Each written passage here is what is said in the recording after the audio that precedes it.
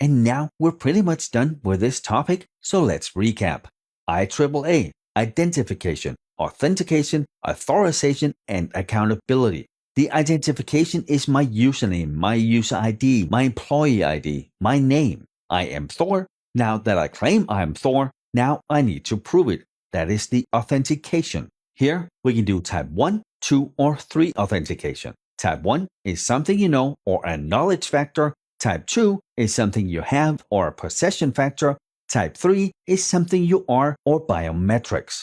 We want, on most things, multi-factor authentication. That most often means type 1 and type 2, but there are definitely scenarios where type 3 makes sense. Type 1 is the cheapest, it is the easiest to compromise, and it is the most widely used.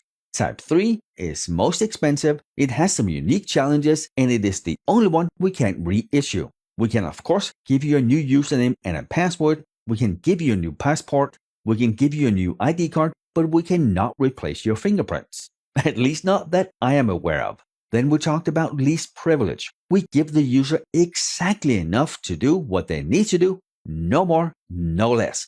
If they need to do anything outside of that, then we need to grant them more access. And least privilege is often used with mandatory access control. Then we have need to know. You get access to way more than you need to do your day-to-day job, but if you access the data, you have to have a need to know. It needs to be something that you need for your work.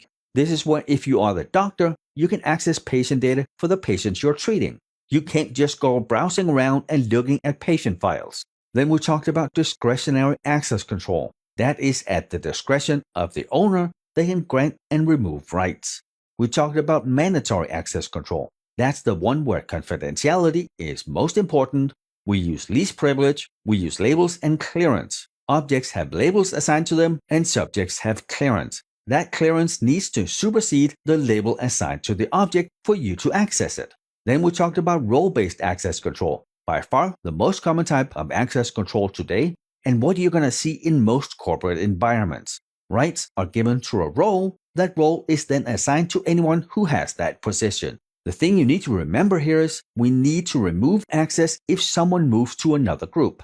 They get their old rights removed, they get the new rights added. And then as the last major model, we have attribute-based access control.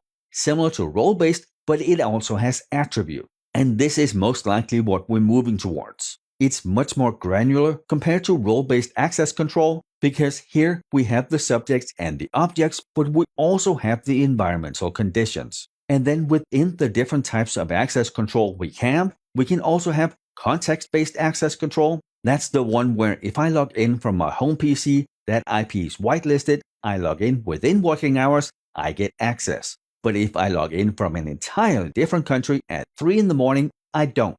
Then we have content-based access control. Based on who I am, if I'm a doctor, I get one menu. If I'm a pharmacist, I get another. And then as the last part of the IAAA model, we talked about accountability, which can sometimes also be called auditing. We trace an action to a subject's identity. If someone logs in on my PC using my username and password, using my token for multi-factor authentication during working hours while I should be at the PC and delete files or steal proprietary information, it's going to be very hard for me to say I didn't do it, which is non-repudiation. I can't repute having done that. And with that, we are done with this lecture. I hope this has helped you get a better understanding of the IAAA model, how we use it, and why we use it. Thank you for being here, and I will see you in the next lecture.